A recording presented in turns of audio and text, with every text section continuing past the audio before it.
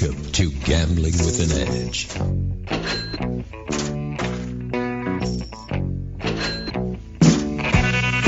now, here are Bob and Richard. Good afternoon. Welcome to Gambling with an Edge. I'm Answer. And I'm Richard Munchkin. Today we are doing a Bob and Richard Answers the Mail segment again. We seem to do these a lot, but you guys keep asking lots of questions, so we're going to do them a lot. That and we can't find any guests sometimes, so. Sometimes that's the way it is, although we do have some scheduled, so always looking for more good guests. We have gotten a lot of suggestions for guests, some of which we go, I don't think so, and some we go, yeah, do you have an address and stuff, so keep coming in with suggestions, but just because somebody suggests we get a guest and the guest actually wanting to come on the air are two separate things. A few weeks ago, we did an interview with Maria Konnikova, who was responding to a question from Richard about sexism at the poker table. Maria said the phrase, "little girl," got to her. And she says the guy who was saying that would never say that to a big guy with lots of tattoos. I had a flip comment that maybe she should gain 100 pounds and get tattoos. Implicit in that is that she would not likely be called a little girl if she were not close to being little. When she mentioned she would also need testosterone injections, I said that sounded doable too. I received an email from somebody, a male actually, who was offended by my suggesting a woman gain weight to prevent sexist behavior that was very inappropriate. And perhaps it was. I definitely apologize to anyone who was offended. My comment was flip, spur of the moment, and reflected more of the response to little girl than anything else. When I make flip comments, sometimes I end up offending people unintentionally. Regular listeners of the show will know that me being a smartass at times is part of it.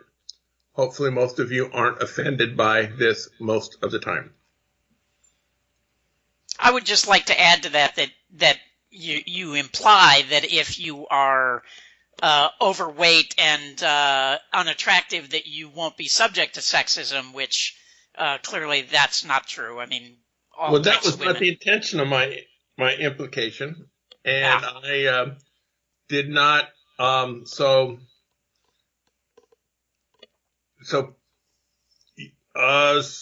sometimes you don't know where people are gonna figure. So you do an instantaneous calculation before the joke comes out, and sometimes you go, I made the wrong calculation.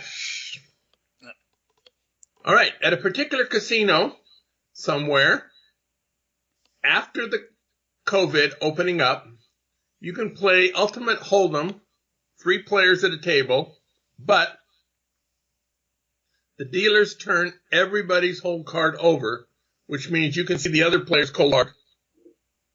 And this has to reduce the house edge, as you can adjust your pre-flop strategy. Example, if you have king 6 off 6, offsuit, basic strategy commands you to play 4x pre-flop. But if another player has, for instance, king 10, you know there's one less king to play, thus you should pass. I've made money on this, the player says. He's actually looking for someone interested who can confirm that seeing the other 2 players' hole cards gives an edge if he plays perfect strategy at this game. So, Richard, do you know the answer to this?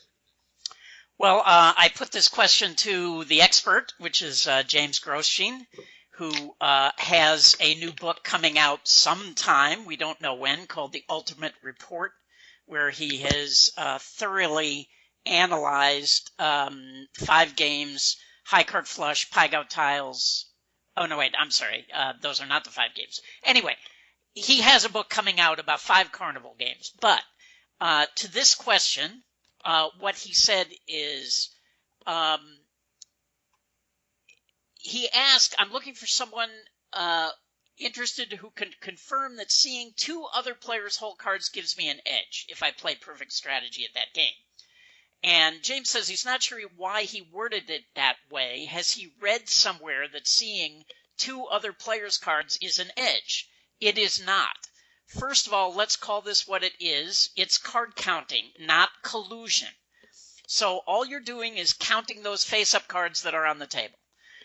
With 3 players total, we're now making a pre-flop decision with 6 card penetration. I ran these numbers within the last few months. It did not see an edge even with 18 card penetration, so a 9-spot game. Admittedly, I limited my analysis to pre-flop deviations only, using human feasible information on high matches, low matches, and overcards. If these details are all too confusing, let me sum up the bottom line. You cannot beat Ultimate Texas Hold'em by counting cards. So there you go.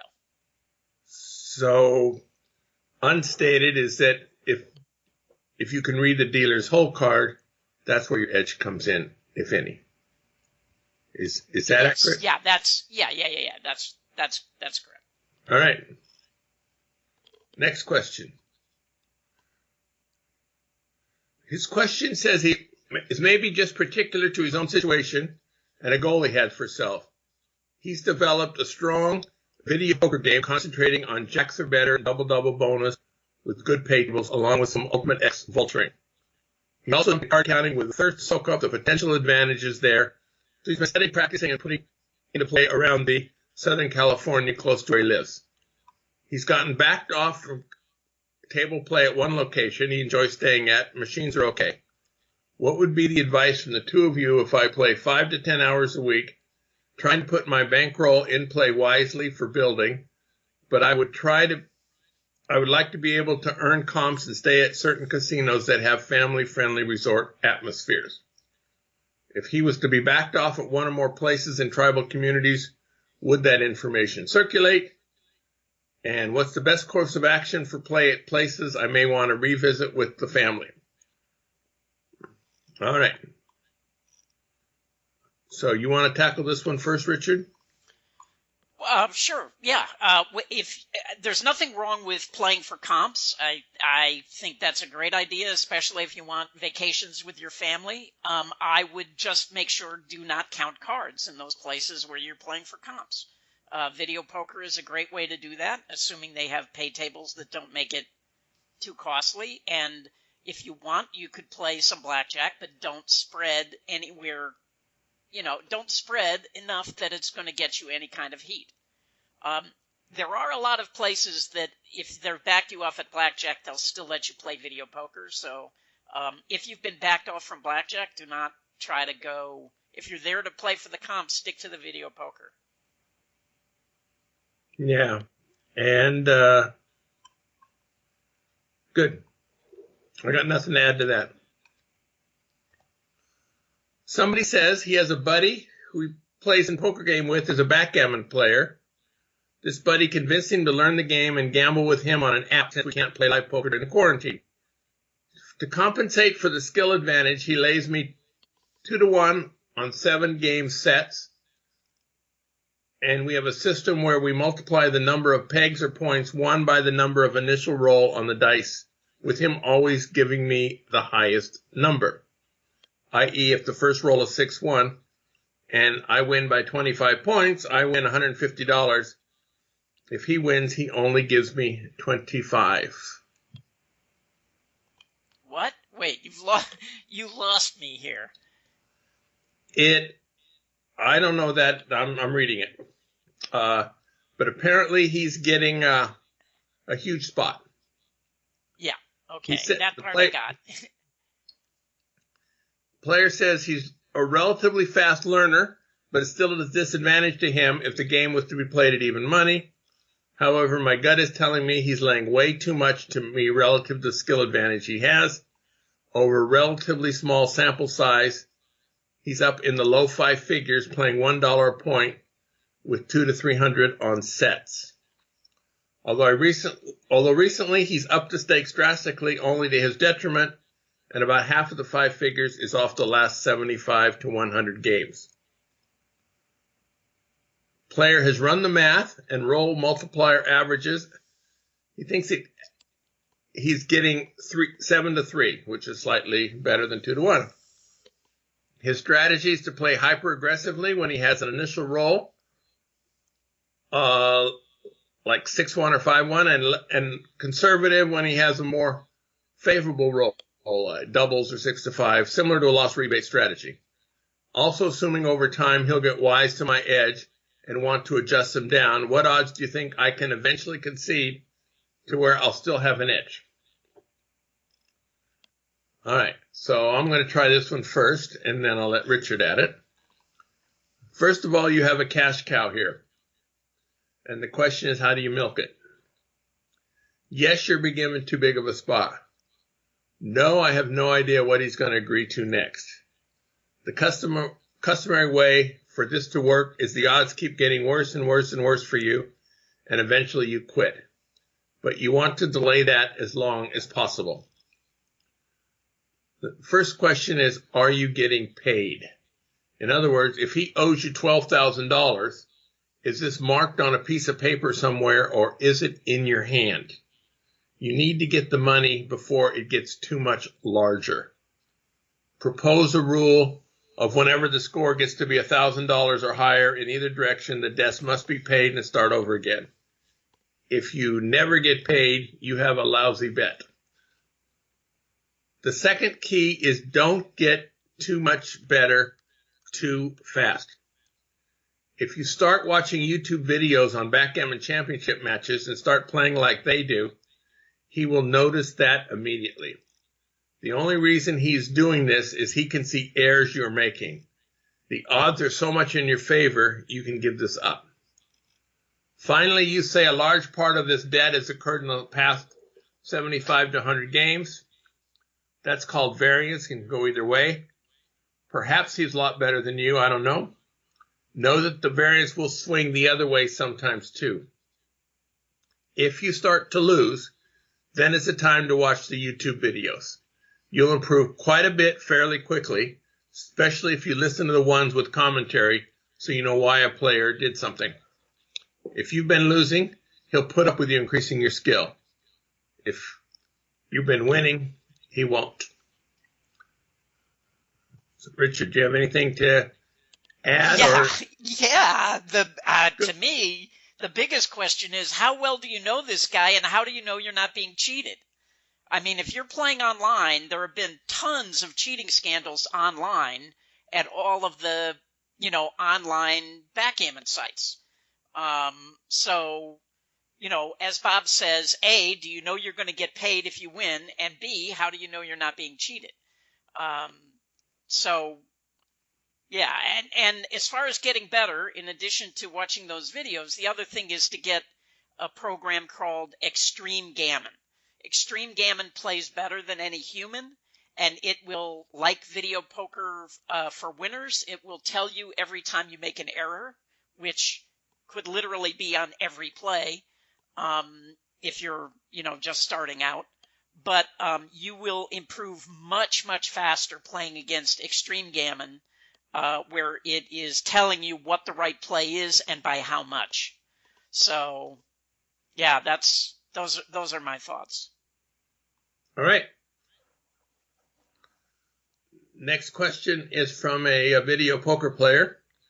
He said shortly before the casinos closed, he was excluded from point multiplier days for video poker at a casino that he plays a lot at because he's a skilled player and the multipliers are giving him an advantage. So far, apparently, he's not been excluded from mailers or drawings or other comps, although the mailer that he just got for June is half about what he had been getting. Now, he says that I have saying that sometimes I have talked myself out of restrictions or I can get reinstated. He wants me to elaborate how I've done that. Other possible relevant information. The player ran quite bad last year and lost money at this casino. This year he's up, but still down lifetime. The last straw, it appeared, was him hitting a royal flush where he only held 2 cards to the royal. I'm a fairly big player and have a host. So my response to that is every negotiation is different. The fact that you're down lifetime is an important fact, perhaps, A lot of places know that card pulling used to work, or playing games with Ultimate X can increase your losses so that they're suspicious of their own records. Are there things this casino offers your tier level, perhaps a cruise or maybe free car washes or something, that are worthless to you? If so, offering to give up them is a possibility. Are the drawings relevant to your success? If they're too small or too hard to win, or only on days or nights you can't be there, volunteering to give them up can be worth something.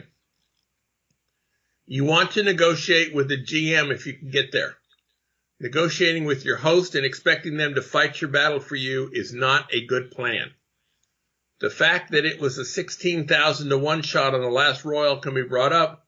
Clearly that's an indication that you were lucky. But if it was a $40,000 Royal, perhaps it doesn't matter what you say. At some places, the size of that sets off so many alarms that they're not going to negotiate with you at all. Finally, you're probably only going to get 1 shot with the GM, if that many. You must be ready. If that means practicing what you're going to say with somebody else, whatever. There's a certain amount of randomness in how this meeting can go, but when you only get 1 shot at it, you have to be at your best when it happens. Do you have anything to add about these things, Richard? No. All right.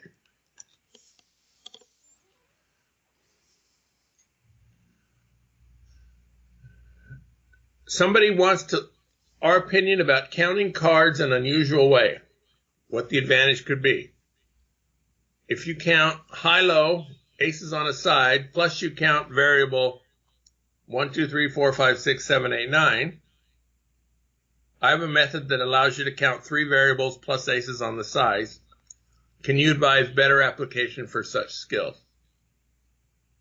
The player thinks his method can bring very good results at Spanish 21, and this method makes it easier to learn counting for the regular person.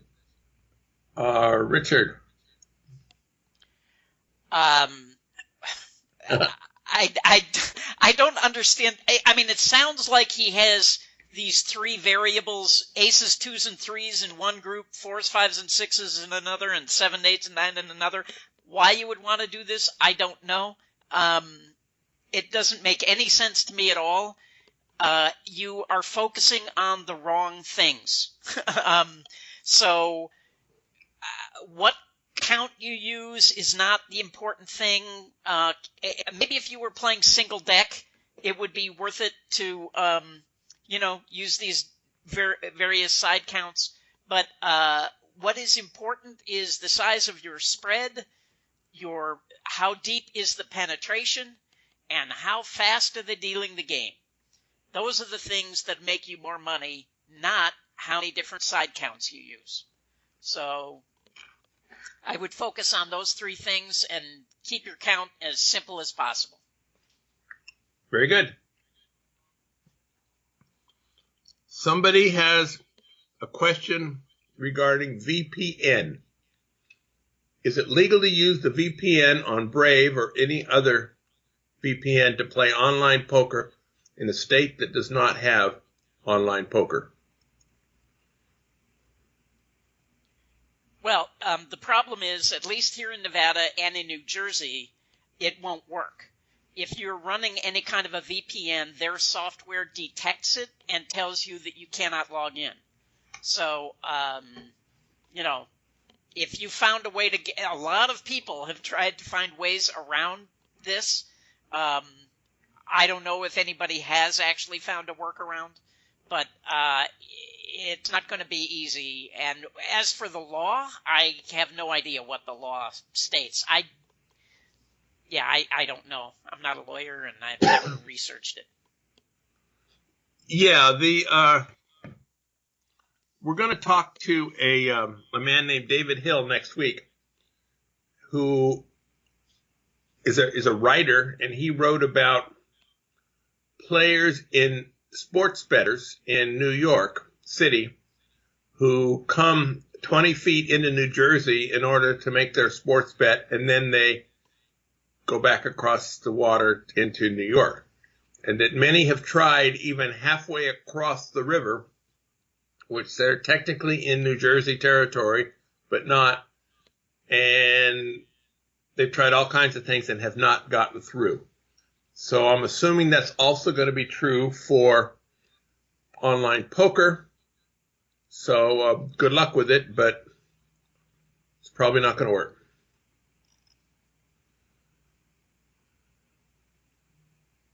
Next question. Somebody says new table player restrictions is positive in regards to more hands per hour if there's only 3 or 4 players at the table instead of 6. However, it all but eliminates longing in. And please discuss the pros and cons of the new table and conditions on one of the upcoming shows. I've also read on some of the forums that some hole carding situations have been created from reflections coming off the acrylic section. Richard. Well, first of all, the stories I'm hearing from the wild are that conditions are horrible because you can't get a seat. Because people were restricted from playing for so long, now once they get a seat, they're not leaving them, and so it's very hard. And the casinos, crazy as they are not opening more and more tables. Why they don't have every single table in the joint open is beyond me, or raising the limits. But anyway, as far as seeing reflections in the acrylic glass, call me a skeptic. I find it hard to believe that anybody is actually seeing reflections in the acrylic and can actually read a hole card that way. Maybe it happened once or something, or people get the idea that it might work. But as I say, I'm very skeptical of that working. As am I, although Richard and I are both basically blind at our age. Yeah. So it is possible younger eyes can have an advantage there that we just can't imagine. Next is video poker question. It's about Bankroll. Somebody says he typically likes to play 100 play draw machines, but at a 25-cent denomination, that adds up. That would be $125. So if he plays nickels, he lasts longer. In your opinion, is it better to play 5 to 10 hand draw at 25 cents or to play 100 play with nickels? So my answer is you don't mention the most important part. What are the game and pace, and what are the pay schedules? Are they the same for both denomination? My philosophy is that I don't play at all if I don't have the advantage. And at the casino you mentioned in your email, I don't think there are any such games there. So I wouldn't play at all. If you really want to play for fun, go for it. But I can't answer which game seems more fun for you. I think you're going to lose at both of them. Next question is also video poker. He has seen a VP machine that say suited royal flushes. Are not all royal flushes suited? And my answer is yes, all royal flushes are suited. A game that says suited royal flushes usually has progressives on all 4 suits. So for a quarter game, you might find the spade royal is $1,200, the heart royal pays $1,600, the diamond royal pays $1,100, and the club royal pays $1,000 because it was just hit. To determine the value of this game, you take the average of the 4 royals. Correct play also requires you use 4 different strategies. That is, with those numbers, if you had a choice between holding a suited king, queen, jack, or a pair of jacks, it could well be that if the king, queen, jack were in spades, you'd hold them because the royal's high enough. But if the king, queen, jack were in any other suit, you'd just hold the pair of jacks. So there can be opportunities here, but there are 4 different strategies you need to use.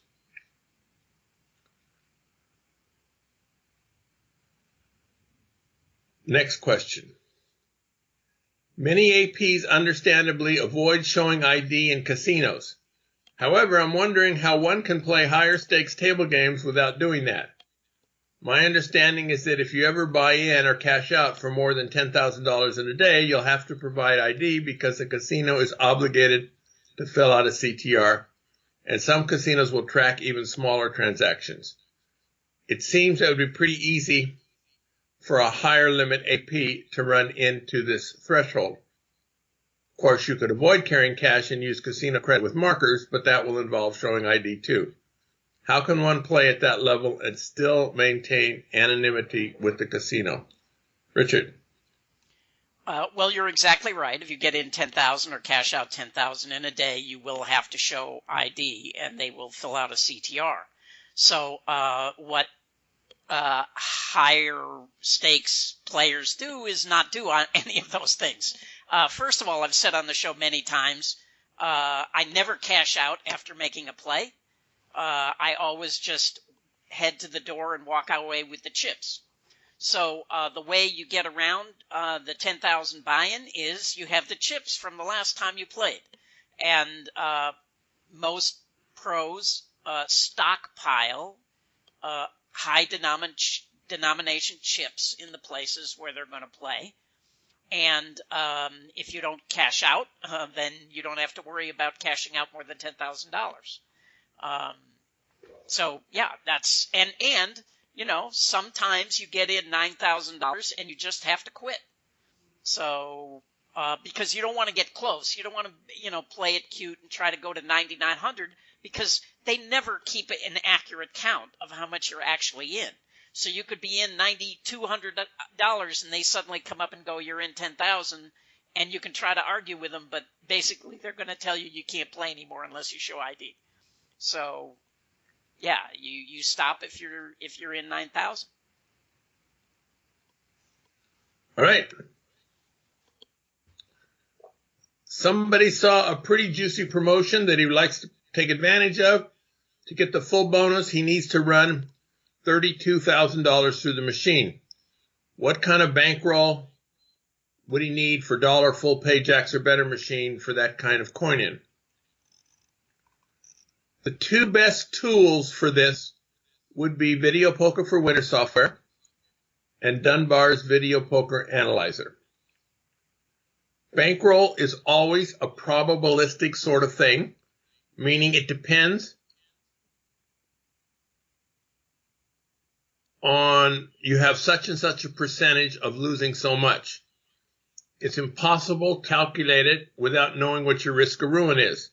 That is, a person who's willing to go broke 10% of the time will need half the bankroll as a person who's only willing to risk a 1% chance of going broke. With all that said, your average loss in $32,000 on that particular game is about $150. You'll have a 32% chance of losing $2,000 or more. So you need to calculate for yourself using one of the softwares how deeply you want to go.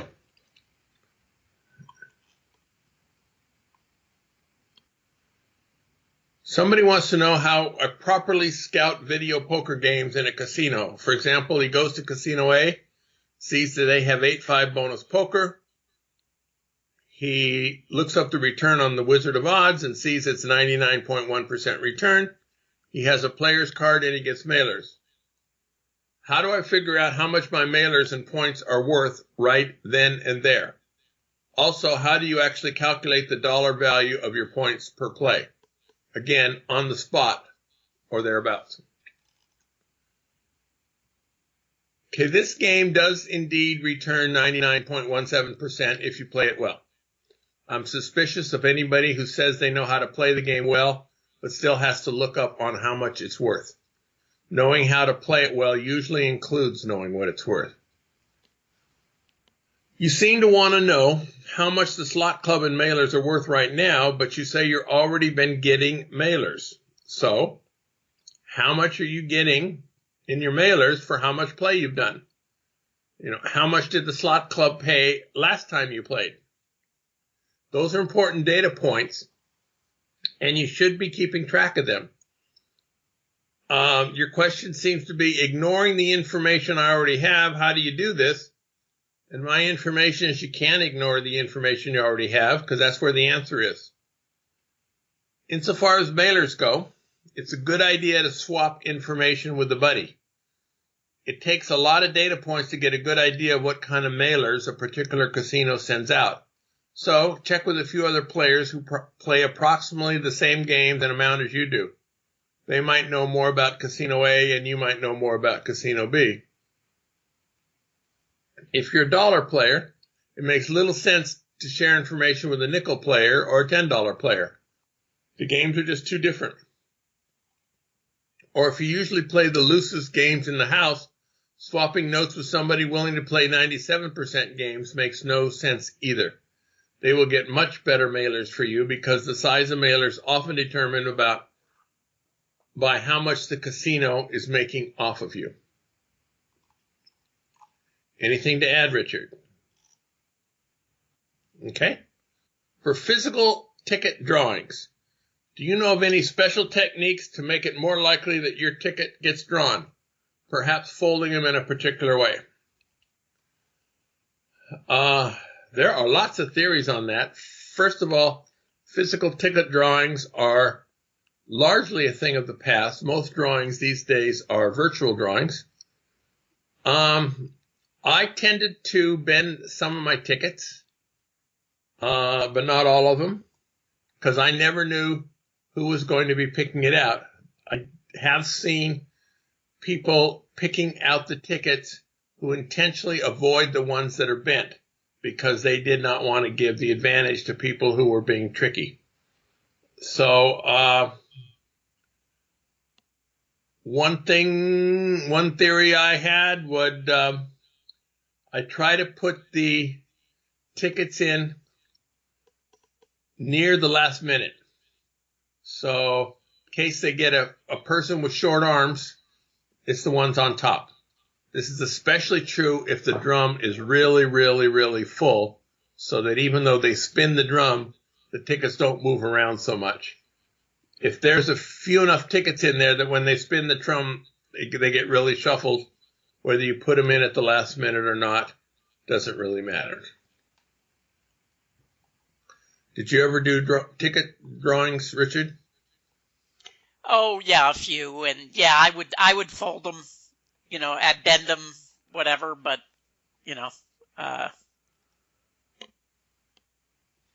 But yeah, okay. A lot of video poker questions today. At a particular casino, somebody plays dollar NSU deuces wild, 9-7 double bonus, and 8-5 triple bonus poker plus. After he hits a 4 of a kind, he changes machines because casinos are unlikely to give 2 4 of a kinds back to back. Wants to know if this is a good strategy. Changing machine neither helps nor hurts you. The EV doesn't increase or decrease by any hand that just showed up. Even if I hit 2 royal flushes on the same single line machine within 5 minutes of each other, that would be no reason for me to change machines. I'm concerned about the game choices you listed. NSU is 99.7%. Double bonus game is 99.1%. And the triple bonus poker plus is 98.7%. If you play 800 hands an hour, which is $4,000 coin in it, playing the triple bonus poker plus game instead of NSU costs you $40 an hour. That's a lot. There can be reasons relating to theoretical or you get comps at a higher rate or something. But voluntarily giving up that much money on a play that's possibly break even, including comps and other benefits, is not a move that any player would make who had a clue about the winning process.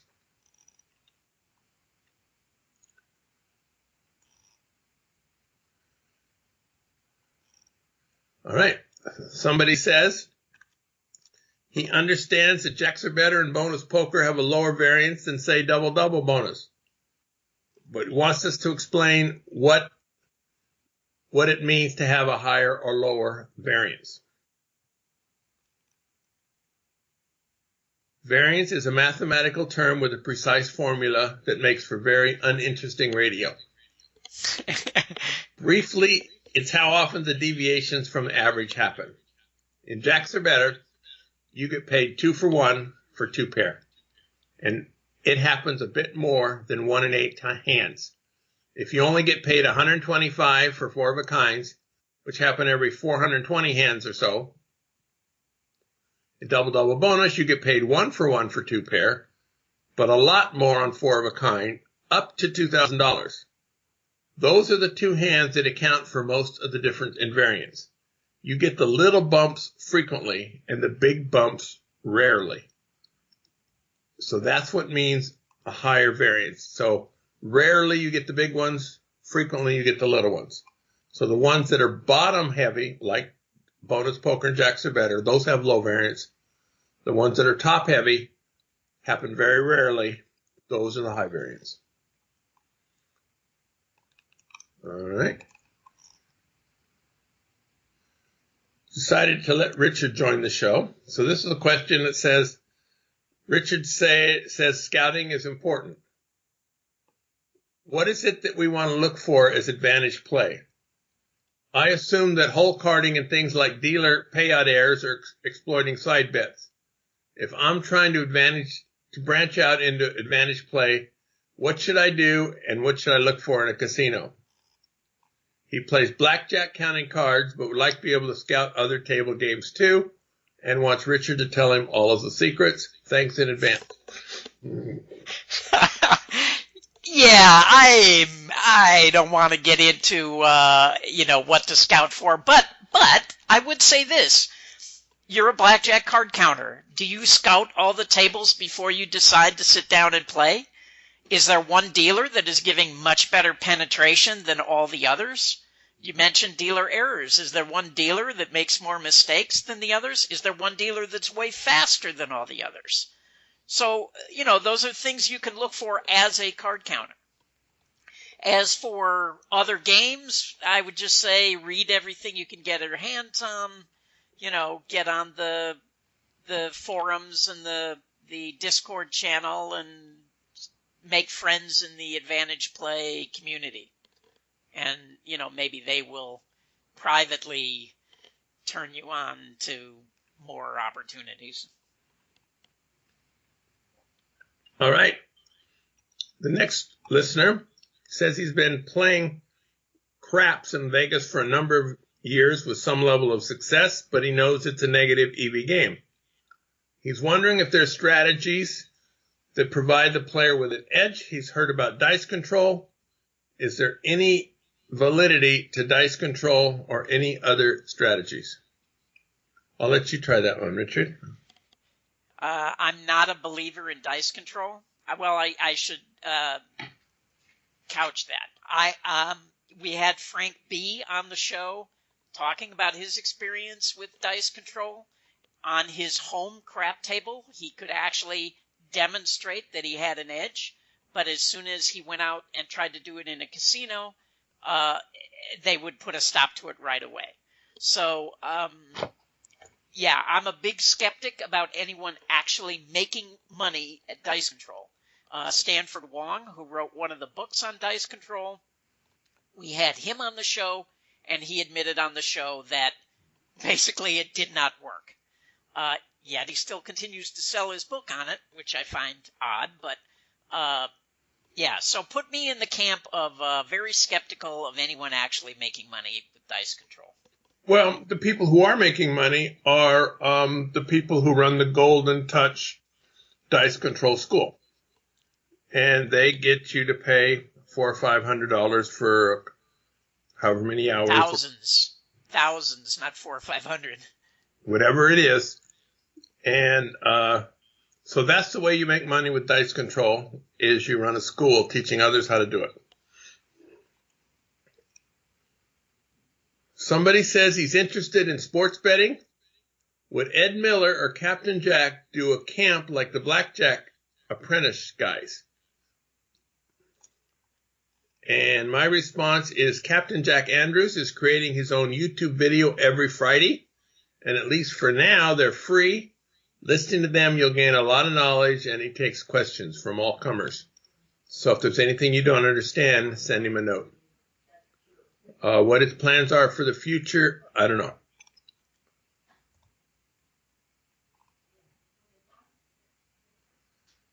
Somebody wants to know our thoughts and opinions on the side bets offered in Blackjack. Pairs, bust, bonus, poker, etc.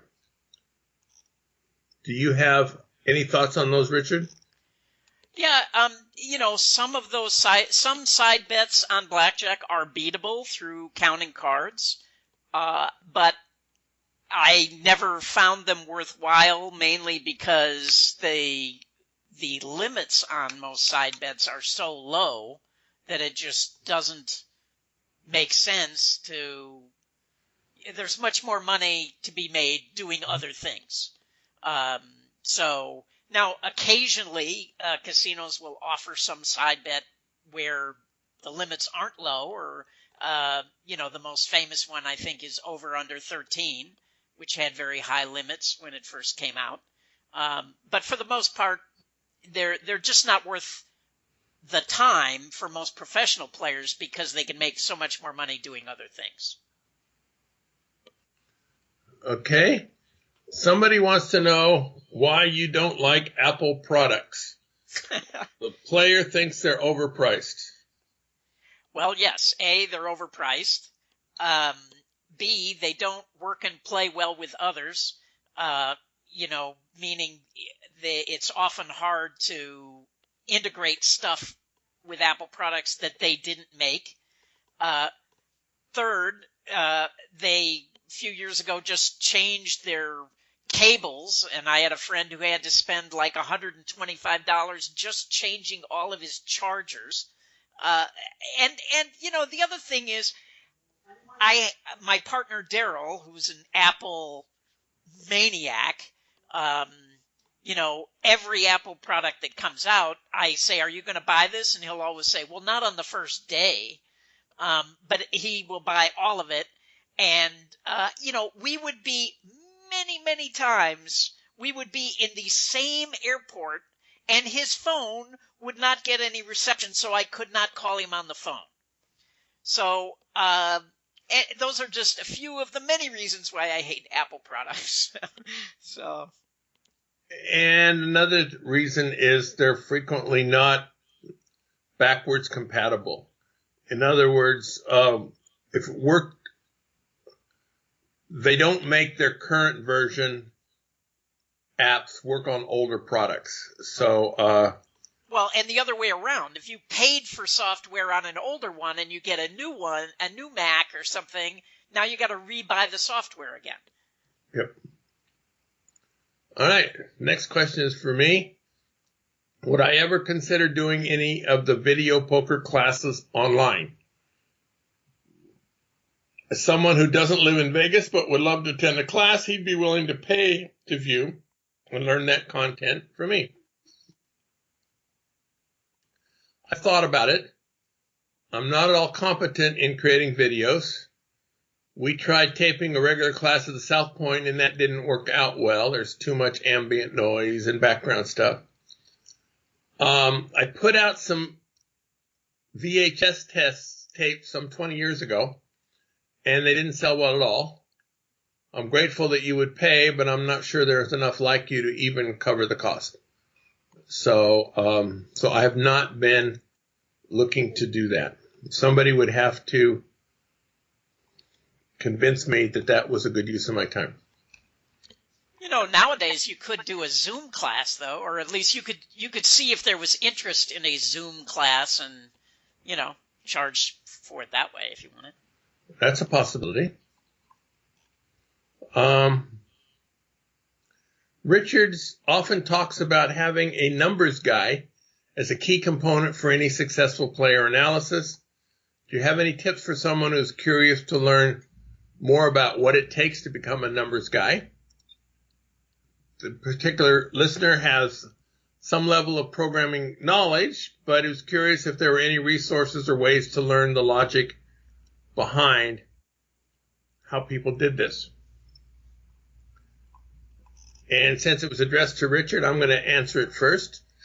On the Wizard of Vegas forum, there are frequently threads discussing exactly what you're talking about. If you post some and become known, perhaps some of the other posters will share with you. So, Richard, now I'll let your turn after I picked off the low-hanging fruit. Yeah, well, so you say that you know how to program, but I'm a little confused by the question. If you know how to program, then, for example, one of our earlier questions was, what about some particular side bet? Well, if you know how to program, you could find out the answer. Can I get an edge at this particular side bet by counting it? Right? I mean, so I'm not sure what you're at. Are you asking what should I analyze? Yeah, I don't know how to answer any more than that. All right. But as Bob says, find other guys and you'll always do better expanding your network of people. Yeah, there's a lot of people with some base games, like Michael Shackelford, for example, who's a Wizard of Odds, has a pretty generic program on Baccarat on which he can analyze a whole bunch of different side bets. And so and the same thing with video poker, where he can add this and that to it. So his own video poker software will do more things than the commercially available stuff.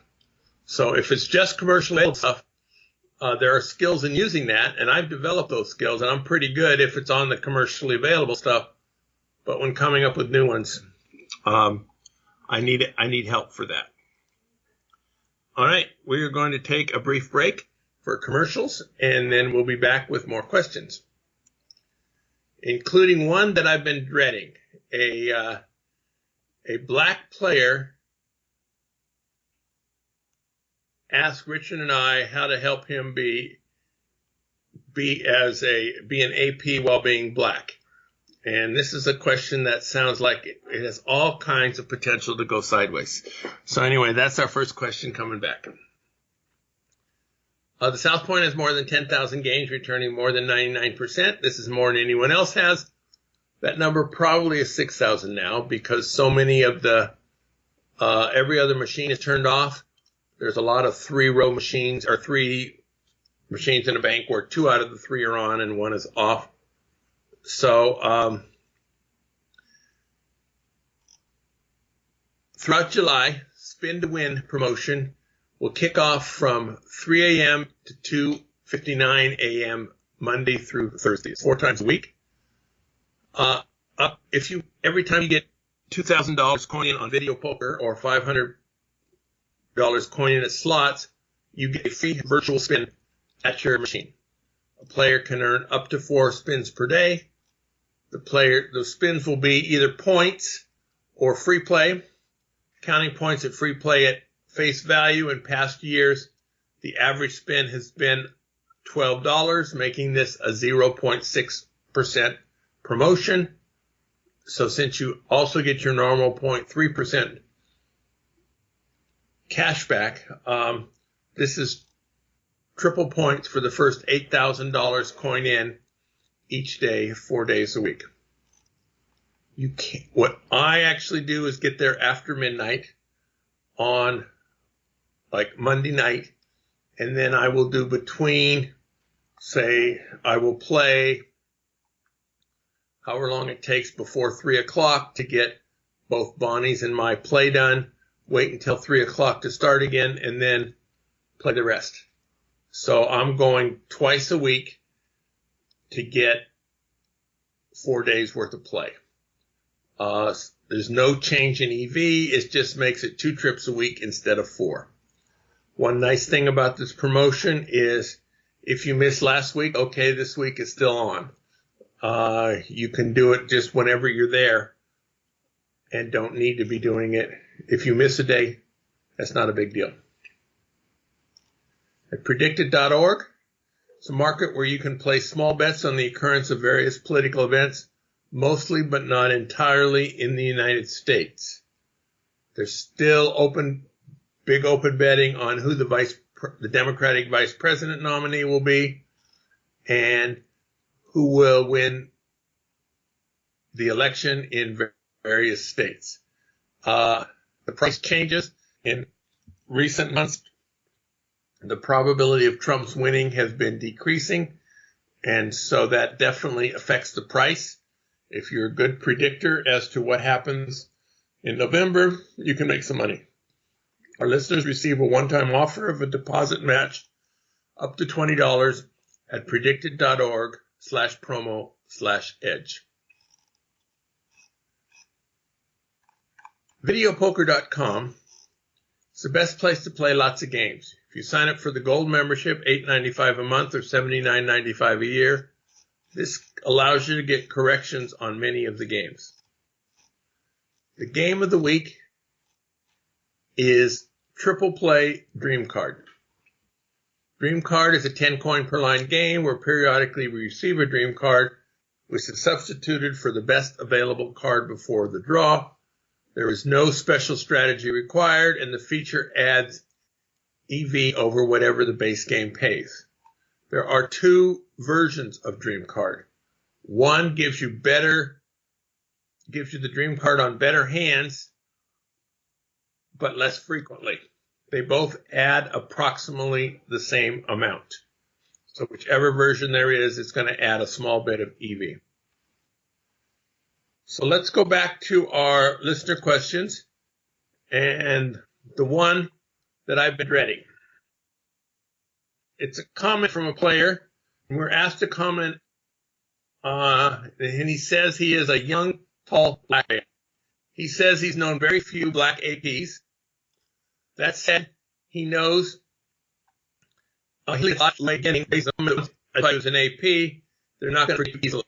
This is especially true if you're playing in an area that does not get a lot of black players in general.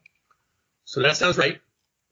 And knowing that whatever two senior citizen whites say is under extra scrutiny, please cut us some slack as we're trying to get this question. He says he's tall.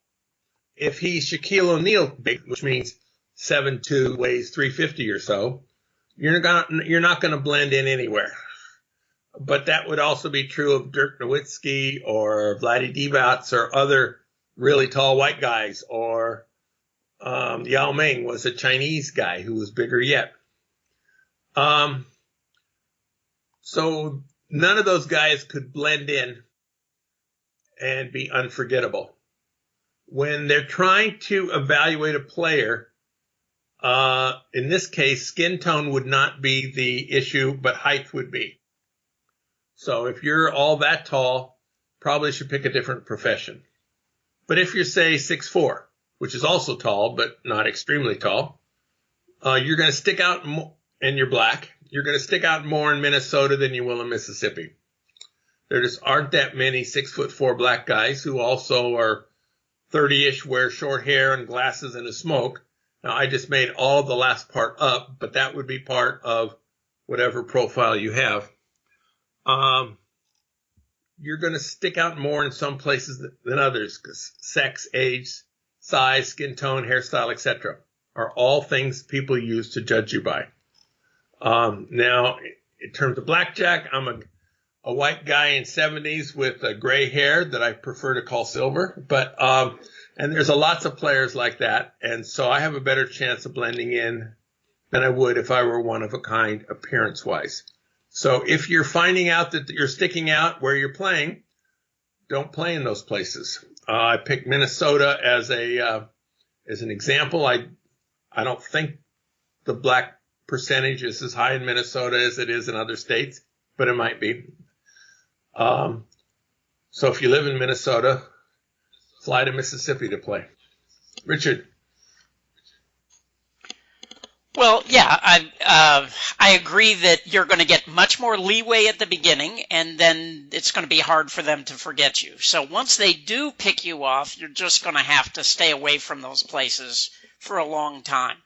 But, you want to play into their stereotypes at the beginning. So I, too, have known very few black advantage players over the years. There are some, maybe there are a lot more I just never met, but I've only known a few. They did get more leeway in the beginning.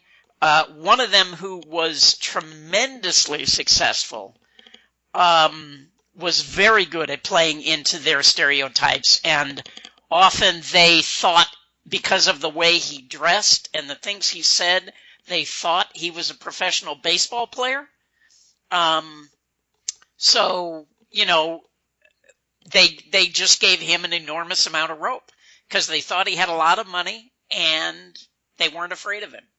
So, yeah, I mean, try to use that to your advantage. And, of course, you're going to do better in places where you're not the only black face in the casino. So, those are my thoughts. This next question is for both of us.